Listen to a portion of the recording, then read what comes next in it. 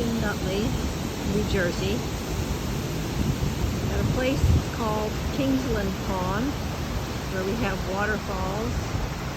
And here there used to be a bridge. This is the site of my first ghost story. The bridge is being rebuilt, but before this bridge came down, a man was shot here by the police. He was supposed to have been quite violent, and he was chased in a car chase, a dramatic car chase across the state. And then he abandoned his car somewhere up on this road and ran down here under the bridge thinking he could hide from the police, but they found him and shot him. That was in 1994. And although I've never heard any stories about a haunting here, it seems like it would be a really good place for one, right? Especially now that the bridge that he tried to hide under is gone. Now we're going to go back up here because this is a site that has been lived in for literally hundreds of years. These falls used to be the site of a mill, and the mill was owned by the Kingsland family who lived in this house up here. Obviously this is now a public park in our town,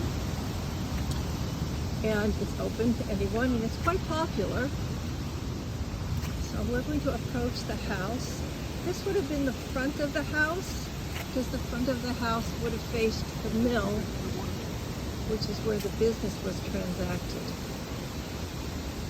Now this part on the right side of the house, that was added on later, the Victorian addition. The house was originally built in the 1700s. So this part is the addition, and this part is the source of the alleged hauntings, because this was a ballroom that also served as, later in its life, during Prohibition period in the teens and 20s, this house was owned by a family. It was part of a boxing business, and in the basement they ran a speakeasy, an illegal speakeasy, and after Prohibition was over, it became a legal place. Legal, not illegal.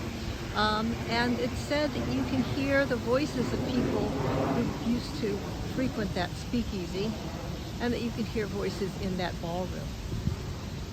This is the main part of the house, the original house. That would have been the front door. And we're going to look over here at Kingsland Pond. So Kingsland Pond is allegedly the site of a drowning of a boy. I was not able to verify that. Maybe it happened.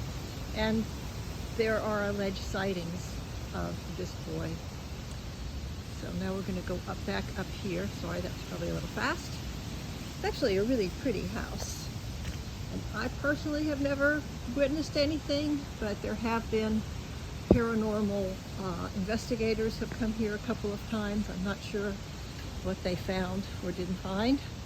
And then the original kitchen is over here. So, as it would have been in, 100, 200 years ago, off the main part of the house. And here's it's called a beehive oven. And there's supposed to have been sightings over here around this part of the house. Now we'll go over to what would have been the back of the house, which is now used as the entrance. And this house is open for historic tours, and the foundation that's running it is really doing a lovely job.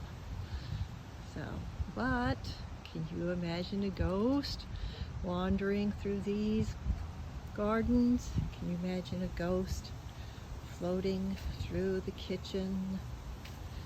Can you imagine being in the main body of the house and hearing voices that seem to be coming from the basement where the speakeasy was?